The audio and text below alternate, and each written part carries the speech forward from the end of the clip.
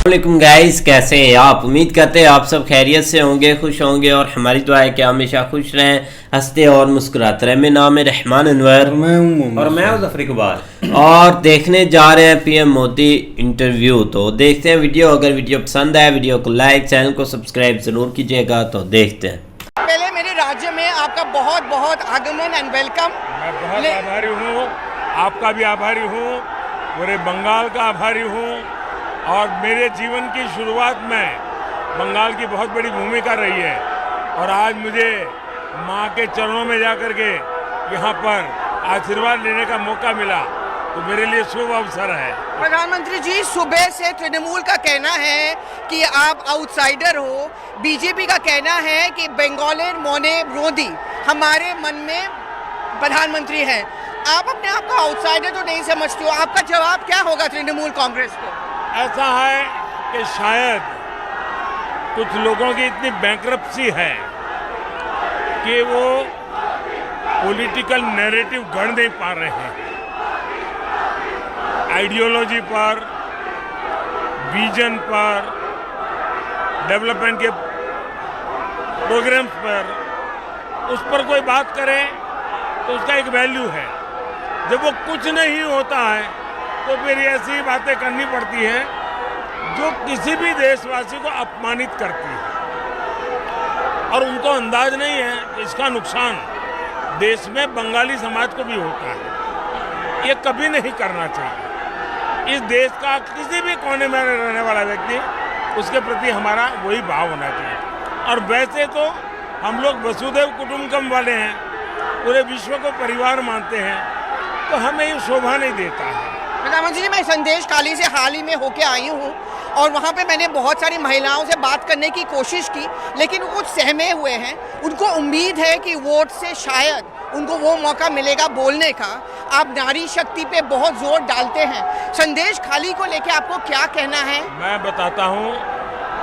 सबसे पहले तो मैं संदेश खाली के उन सभी बहनों का चरण स्पर्श करता हूँ तो उन्होंने इतनी हिम्मत दिखाई, उन्होंने व्यक्तिगत प्रतिष्ठा की चिंता नहीं की, क्या परिणाम हो गए उसकी चिंता नहीं की, और वो इतने बड़े भयंकर षड्यंत्र को उन्होंने लोगों के सामने उजागर किया। मैंने आज मेरी एक सभा थी, तो बहन रेखा पात्रा जी हमारी उम्मीदवार है, मैंने उसका भाषण सुना, मैं आश्चर्यचकित था जी। क्या एनर्जी थी, क्या आइडियोलॉजी थी, क्या फ्लो था। शायद टीएमसी के पास रेखा पात्रा जैसा भी एक ऑरेटर नहीं होगा। झुग्गी झोपड़ी में पली हुई है, मतलब वो भीतर से उसके दिल की आवाज बोल रही थी। जहां तक बीजेपी का सवाल है, हमने दो दिशाओं में काम किया है। एक, नारी सुरक्षा को ध्यान में रखते हुए कानूनी, जैसे हमने रेप के मामले में फांसी की सजा, उस दिशा में हम लोग गए हैं। उसी प्रकार से हमने आरक्षण की व्यवस्था की महिलाओं के लिए। हम 3 करोड़ लखपति दीदी बनाने के लिए काम कर रहे हैं। हमने घर की मालकिन महिलाओं को बनाया। तो एम्पावरमेंट ऑफ वीमेन एक तरफ वो काम है, दूसरी तरफ हम देश में एक वातावरण, आपको मालूम होगा, लाल किले पर तो मेरा पहला भाषण था, मैं बिल्कुल नया था और मैंने एक सवाल पूछा, कोई मुझे बताए कि बेटी अगर शाम को आने से देर हो जाए तो पूरा परिवार पूछता है कहाँ गई थी, क्यों देर से आई, क्या कर रही थी। लेकिन बेटा अगर रात को 11 बजे भी आ जाए तो माँ पूछती, बेटा खाना खाया ना। ये क्यों? ये लाल किले से मैंने बोला था, क्योंकि मैं मानता हूँ हमारी सामाजिक मनस्थिति में भी ये बदलाव लाना जरूरी है और मैं कोशिश कर रहा हूँ। और मुझे विश्वास है कि बंगाल की महिलाओं के मन में ये जो एक असुरक्षा का भाव है, ये सबसे बड़ा चिंता का विषय है। हमारी कोशिश रहेगी कि हम उस दिशा में कानून का उपयोग, स्टेट गवर्नमेंट को समझा करके या डायरेक्ट अफसरों से बात करके कोई न कोई रास्ता खोजना पड़ेगा। बांग्ला विरोधी मोदी भी आपको कहा जाता है। मैं बात कर रही हूँ ओबीसी कोलकाता हाई कोर्ट का जो ऑर्डर है उस पे आपको क्या कहना है ममता बनर्जी? ये बहुत ही महत्वपूर्ण मुद्दा है, ये किसी के विरुद्ध में नहीं है। भारत की संविधान सभा ने आरक्षण किसको मिले उसकी बड़ी चर्चा की थी और भारत के बाबा साहब आम्बेडकर कहो, डॉक्टर राजेंद्र बाबू कहो, पंडित नेहरू कहो, सबने सहमति से तय किया कि धर्म के आधार पर एक बार देश बंट गया, अब धर्म के आधार पर देश के टुकड़े नहीं होने चाहिए और उसी में से आया धर्म के नाम पे आरक्षण नहीं होना चाहिए। अब इन्होंने क्या किया, मुसलमानों को आरक्षण वोट बैंक के लिए, राहुल गांधी भी यही कहते हैं, ये आंध्र ने भी किया, कर्नाटका ने किया, लेकिन अदालतों ने इसको मना कर दिया, बयान नहीं कर सकते हो। तो इन्होंने पिछले दरवाजे से रातों रात मुस्लिम समाज के अलग अलग समुदायों को ओबीसी बना दिया और ओबीसी का जो हक था उसको लूट लिया, डाका डाल दिया। मैं कलकत्ता हाईकोर्ट का आभारी हूं कि चर्चा चल रही थी लेकिन कोई इस पर थप्पा नहीं मार पाया। जुडिशरी ने ये सारे पाप को उजागर कर दिया है और इसके कारण देश में एक जो चर्चा पॉलिटिकल लगती थी वो पॉलिटिकल चर्चा नहीं थी, लोगों के अधिकारों की चर्चा थी और उसको एक बहुत बड़ा बल मिला है।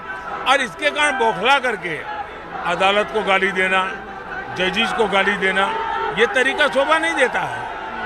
प्रधानमंत्री जी, मैं ज़्यादा सब टाइम आपका नहीं लूँगी, मैं जानती हूँ आप बहुत, एक सवाल और पूछूंगी। यहाँ पे एक प्रॉब्लम है, शुभेंदु दा भी अक्सर हमें बोलते थे नौकरियों की। गूगल, अमेजॉन जैसे बड़े इन्वेस्टमेंट कंपनी यहाँ दुकान नहीं खोलना चाहते हैं। बहुत युवाओं ने मुझे ये कहा है, आपका एक सपना है, आपने कहा एक इंटरव्यू में कि तीसरे कार्यकाल में आप इन पे जोर देंगे। बंगाल के लड़कों के और लड़कियों के लिए क्या सपना? देखिए, हिंदुस्तान का इतिहास, पूरे देश को बंगाल ने लीडरशिप दी है। देश की इकोनॉमी को बंगाल ड्राइव करता था। अंग्रेजों का भी मुंह में पानी छूट गया था कोलकाता को लेकर के। पूरी दुनिया पागल होकर के कोलकाता आना चाहती थी। ये महान विरासत है, इस यहाँ के लोगों की टैलेंट, यहाँ के लोगों का सामर्थ्य, यहाँ की भूमि की ताकत, इतनी पैदावार भूमि है, यहाँ के मिनरल्स, यानी एक प्रकार से समृद्धि का भंडार है। लेकिन इन्वेस्टर्स भाग गए क्योंकि पहले लाल झंडे वालों ने बर्बाद करके रख दिया। छुट्टियां, हर दिन हड़ताल, इन्होंने आकर के उसी मॉडल को ले लिया और इन्होंने तो शुरुआत की, कोई इंडस्ट्री ना है इसकी लड़ाइयाँ लड़ी। आज एक तरफ आपने इंडस्ट्रियों को भगाया, अब इन्वेस्टर समिट कर रही हो तो किसी के गले नहीं उतरता है कि घर आई हुई इंडस्ट्री को आपने लात मार करके भगा दिया। अब आप इन्वेस्टर समिट का नाटक करोगी तो कौन आएगा? आज उत्तर प्रदेश में बहुत बड़ी मात्रा में इन्वेस्टमेंट आ रहा है। क्यों? उन्होंने सुरक्षा का प्रबंध किया, उन्होंने ट्रांसपेरेंसी का प्रबंध किया, उन्होंने ब्यूरोक्रेसी को मोबिलाइज किया। उत्तर प्रदेश जहां पहले आने से लोग डरते थे, आज पूरी कतार खड़ी हो गई है। ये मैं बंगाल में भी देख सकता हूँ। सिर्फ 5 साल के भीतर एक बार यहाँ की सरकार अपनी आदतें बदले, दुनिया यहाँ आने को तैयार है। वायलेंस का डर है यहाँ पे, पोस्टपोल वायलेंस। इसलिए मैं कहता हूँ सुरक्षा बहुत बड़ी बात है, वरना कोई नहीं आता है। बहुत बहुत धन्यवाद जी। थैंक यू वेरी मच, हमसे बात करने के लिए बहुत बहुत धन्यवाद।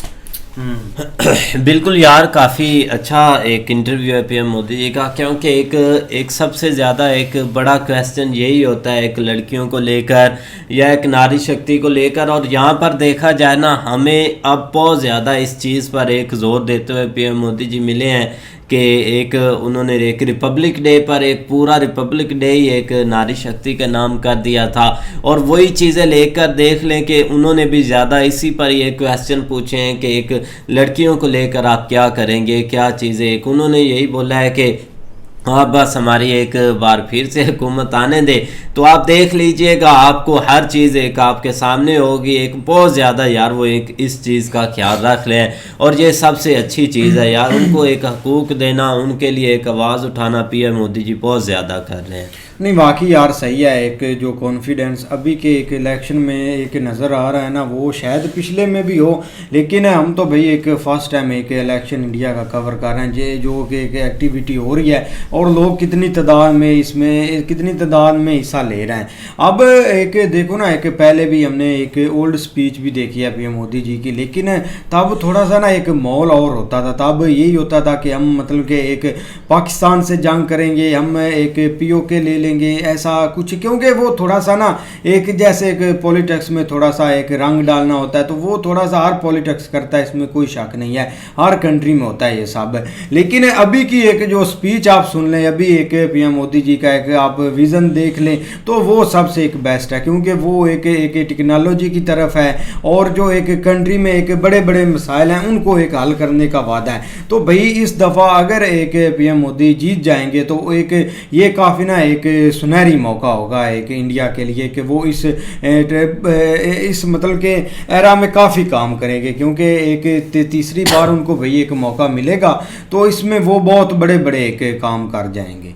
नहीं ऐसा ही है, लेकिन ये कि भाई एक ज़ाहिर बात है एक टफ टाइम ज़रूर होता है एक इलेक्शन डेज़ में। आप जो है ना इतना कुछ परफॉर्म करने के बावजूद भी एक मेहनत तो करनी पड़ती है, लेकिन फिर भी एक नारी शक्ति के हवाले से या उधर एक जो है ना वो कोलकाता के हवाले से उन्होंने जो बातें की हैं ना वो थोड़ी सी बिल्कुल उनकी डिफरेंट है, क्योंकि याद है एक जो है ना वो बहुत नाम बजता था कोलकाता का। खैर अभी भी कोई इस तरह का सीन, लेकिन ये कि बहुत सारी ऐसी चीज़ें जो है ना वो हो जाती हैं। कुछ एक जिस तरह वो बता रहे थे कि एक इन्वेस्टर्स यहाँ से गए या मतलब उनको मसले मसाइल आए, लेकिन अब हमारी कोशिश होगी कि हम उनको जो है ना वो एक दोबारा इस चीज़ को बहाल करें। तो वो चीज़ें ज़ाहिर बात है एक जब एक पूरे कंट्री में इस तरह की चीज़ें हो रही होती, जिस तरह उन्होंने एक मिसाल दी एक यूपी की, तो वहाँ पे देख लो कि एक किस तरह का माहौल है कि हर कोई आप कोई इन्वेस्टर को किसी किस्म की कोई एक टेंशन नहीं, परेशानी नहीं है, मतलब वो एक बिल्कुल सिक्योर है।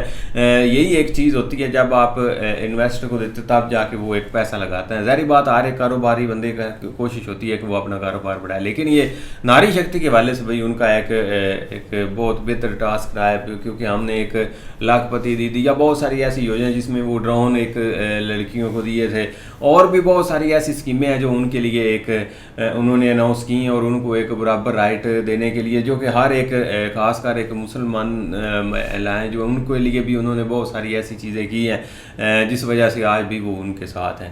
बाकी अच्छा है इंटरव्यू तो जो एक देखो ना एक इन्वेस्टमेंट या एक कंट्री जो एक उन्होंने सवाल भी पूछा कि एक गूगल और हर चीज़ इधर इन्वेस्टमेंट होती है, बड़ी बड़ी कंपनी है, तो उस पर एक मुझे लगता है कि एक नेक्स्ट काफ़ी एक फोकस होगा, क्योंकि कंट्रियों के साथ भाई ऑलरेडी एक अच्छे ताल्लुकात भी हैं और एक देखा जाए तो भाई एक लोग अब ना पीएम मोदी को काफ़ी एक सम्मान भी देते हैं। कंट्री एक हट कर एक तो होता है ना मतलब कि गवर्नमेंट लेवल पर चीज़ें होती हैं, लेकिन उसके बावजूद भी काफ़ी एक सम्मान देते हैं। बिल्कुल, तो उम्मीद करते हैं आपको वीडियो पसंद आएगी। अगर पसंद आए वीडियो को लाइक, चैनल को सब्सक्राइब ज़रूर कीजिएगा। मिलते हैं नई वीडियो के साथ, तब तक के लिए अल्लाह।